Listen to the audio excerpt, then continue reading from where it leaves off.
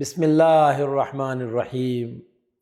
ناظرین کرام، سامعین کرام، حضرت عبداللہ ابن مسعود رضی اللہ تعالی عنہ وہ روایت کرتے ہیں کہ رسول اکرم صلی اللہ علیہ وسلم نے ارشاد فرمایا، اللہ اکبر، فرمایا جس شخص کے دل میں رائی کے دانے کے برابر تکبر ہوگا، رائی کے دانے کے برابر تکبر ہوگا، وہ جنت میں نہیں جائے گا۔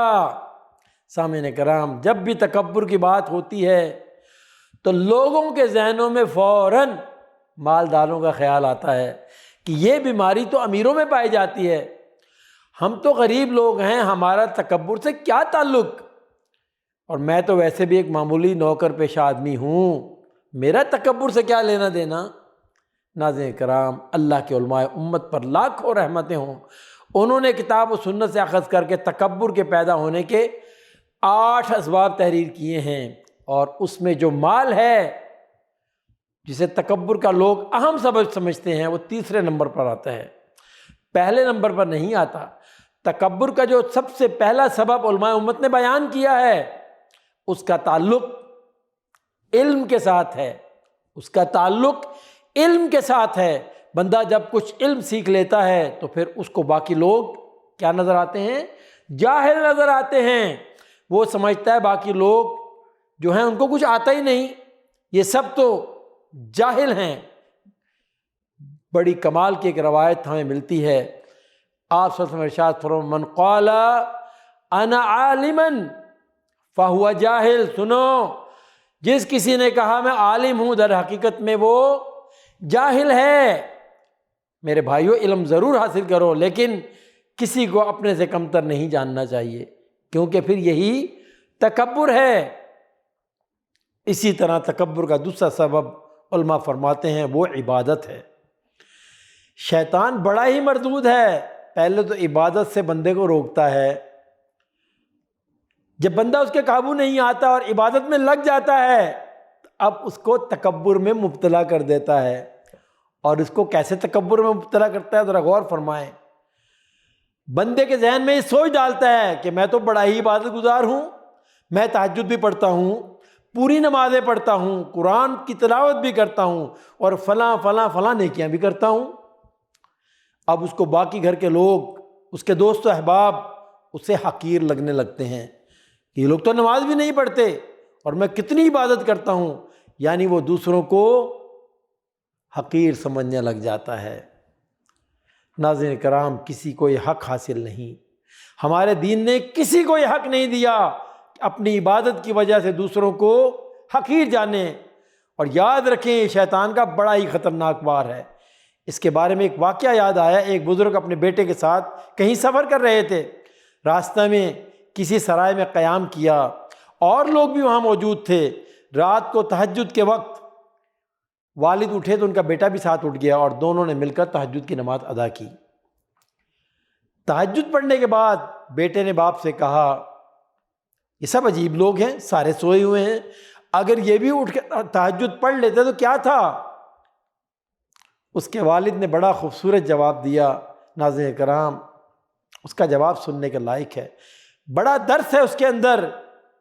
وہ شخص کہنے لگا، بیٹا تو بھی اگر سویا رہتا تو زیادہ اچھا تھا، تو نے اٹھ کر تہجد تو پڑھی لیکن پڑھنے کے بعد دوسروں کو تو حقیر سمجھنے لگا۔ ناظرین کرام، یہ بہت بڑا مسئلہ ہے۔ عبادت ضرور کریں لیکن اس لیے نہ کریں کہ بندہ دوسروں میں سپیریٹی اس کے اندر آ جائے، ممتاز ہو جائے وہ۔ ناظرین کرام، شیطان لعین بھی بہت عبادت کیا کرتا تھا لیکن اس نے تکبر کیا، کیا ہوا؟ تباہ و برباد ہو گیا۔ اسی طرح تکبر کے اسباب میں ایک تیسرا سبب وہ مال ہے۔ انسان کے پاس جب پیسہ آتا ہے تو اس کو غریب اچھا نہیں لگتا، پھر اس کو لگتا ہے میں نے یہ خود کمایا ہے، یہ میری اپنی محنت ہے اور میری محنت کی وجہ سے مجھے ملا ہے۔ سامعین کرام، یاد رکھیں یہی تکبر ہے، اسی کا نام تکبر ہے۔ یاد رکھیں جو کچھ دیا ہے کس نے دیا ہے؟ اللہ رب العالمین نے دیا ہے۔ رزق حقیقی تو اللہ کی ذات ہے اور وہ جب چاہے جیسے چاہے وہ اس بات پہ قادر ہے کہ واپس لے لے۔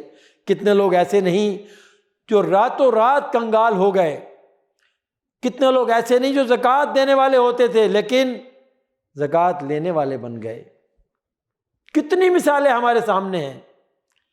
اسی طرح چوتھے نمبر پر علماء فرماتے ہیں تکبر کی ایک اور بڑی وجہ حسب و نسب، بڑا خاندان، بڑی فیملی، بڑے لوگ، بڑی برادری۔ نبی اکرم صلی اللہ علیہ وسلم نے حجۃ الوداع کے روز جو تاریخی خطبہ ارشاد فرمایا تھا، اس میں ارشاد فرمایا تھا کہ اسلام آیا ہی اس لیے ہے کہ حسب و نسب پر فخر کرنا لوگوں چھوڑ دو۔ اللہ کی بارگاہ میں اگر کوئی معزز ہے، کوئی بڑا ہے، تو کس وجہ سے؟ ان اکرمکم عند اللہ اتقاکم، تقوی کی وجہ سے ہے۔ اللہ اکبر۔ اسی طرح علماء نے پانچواں سبب جو بیان کیا وہ ہے منصب، عہدہ۔ جب کسی کو کوئی بڑا عہدہ یا منصب مل جاتا ہے تو کتنے لوگ ایسے نہیں جن کی گردن اکڑ جاتی ہے اور وہ تکبر کی بیماری میں مبتلا ہو جاتے ہیں۔ حالانکہ سامعین کرام یہ سب عہدے، یہ سب منصب، یہ سب عزتیں وقتی اور عارضی ہوتی ہیں۔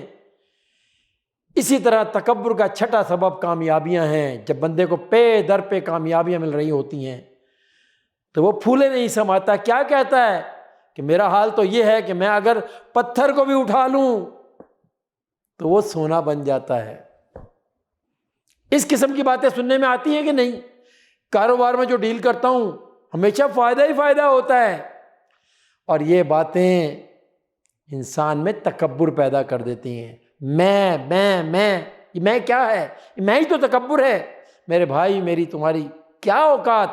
یہ سب مالک کا کرم ہے کہ بات اب تک بنی ہوئی ہے۔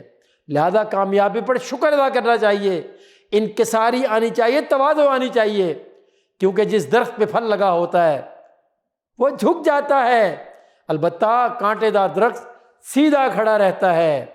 اسی طرح ساتویں بات علماء فرماتے ہیں اس کا تعلق حسن و جمال سے ہے۔ اگر اللہ نے کسی کو خوبصورت بنایا ہے، حسین بنایا ہے، تو وہ اپنے حسن کی وجہ سے تکبر میں مبتلا ہو جاتا ہے۔ لوگوں پر بیجا تنقید شروع ہو جاتی ہے کہ فلاں کا رنگ کیسا ہے، فلاں کا چہرہ کیسا ہے، فلاں کا قد کیسا ہے۔ توبہ توبہ میرے بھائی، میری بہن، اگر اللہ نے تمہیں اچھی شکل صورت دے رکھی ہے تو اس پر اس کا شکر ادا کرنا چاہیے، اترانا نہیں چاہیے کہ مالک نے اس دنیا میں اچھی شکل عطا کی ہے، اللہ آخرت میں بھی مجھے روشن چہرہ عطا فرمانا۔ کیا فائدہ ایسی خوبصورتی کا اگر اس دنیا میں تو خوبصورت شکل مل گئی اور قیامت کے دن چہرے کو سیاہ کر دیا گیا۔ کتنی پیاری دعا ہے جو ہمارے آقا نے ہمیں بتائی ہے کہ جب آئینہ دیکھو تو دعا کیا کرو، اللہ تو نے میرا چہرہ اچھا بنایا، یا اللہ میرے اخلاق کو بھی اچھا کر دے، یا اللہ ظاہر اچھا بنایا تو میرے باطن کو بھی اچھا بنا دے۔ حسن پر، جمال پر کبھی بھی تکبر نہیں کرنا چاہیے۔ کتنے اچھے چہرے والے بیماریوں کی وجہ سے ان کے چہرے بگڑ جاتے ہیں۔ شاعر نے کیا کہا ہے، زمیں کھا گئی آسماں کیسے کیسے، ہوئے نامور بے نشاں کیسے کیسے۔ ناظرین کرام، قبر میں جانے کے بعد ساری خوبصورتی ملیا میٹ ہو جاتی ہے۔ اللہ اکبر۔ تکبر کے متعلق آٹھویں اور آخری بات یہ ہے کہ کسی کا طاقت میں آنا، قوت میں آنا۔ غور فرمائیں ہمارے آقا کے پاس طاقت کتنی تھی اور عاجزی و انکساری کیسی تھی۔ جب مکہ فتح ہوا تو مکہ میں داخل ہوتے وقت ہمارے آقا کا سر مبارک عاجزی کی وجہ سے، انکساری کی وجہ سے انتہائی زیادہ جھکا ہوا تھا۔ جب بھی طاقت ملے شکر کے ساتھ عاجزی اختیار کی جائے، اللہ کا شکر ادا کیا جائے۔ اللہ کی بارگاہ میں دعا ہے جو صحیح بات سنی گئی اس پر عمل کی توفیق عطا فرمائے، آمین یا رب العالمین۔